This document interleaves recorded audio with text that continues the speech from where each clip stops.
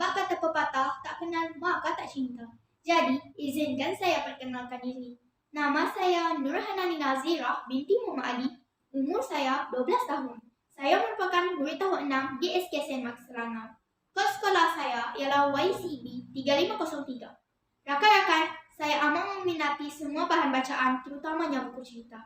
Saya bercita-cita untuk menjadi seorang pendidik.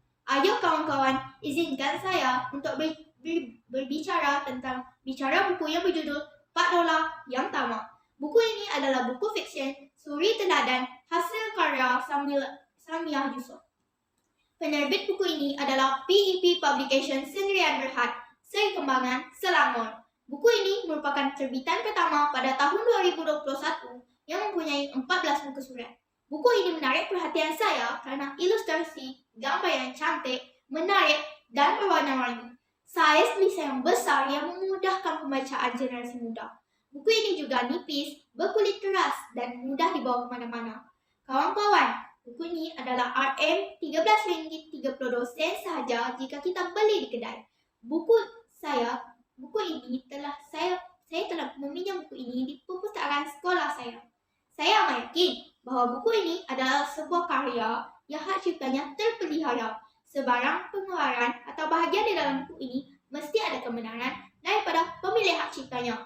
Buku ini mempunyai nombor piawaian antarabangsa atau dikenali sebagai ISBN International Book Number yang bernombor 968 967 2462 255.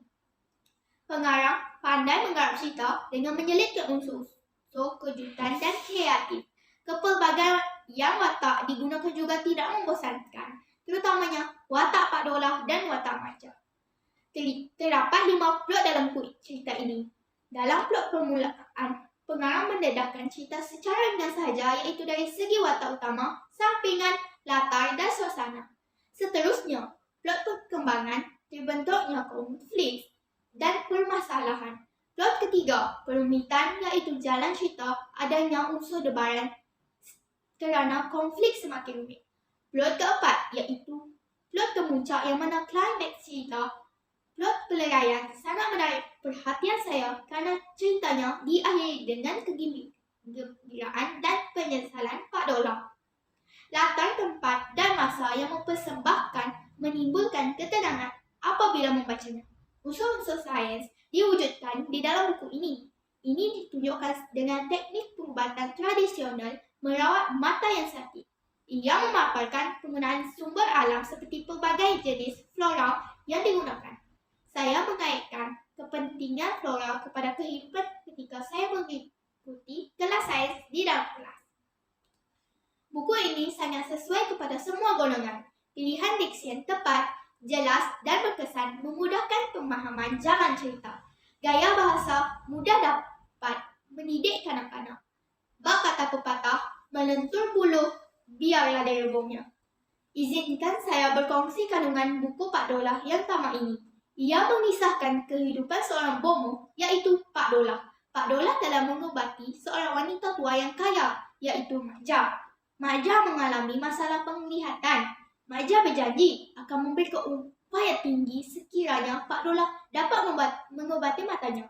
Akhirnya, Pak Dola berjaya menyembuhkan mata Maja.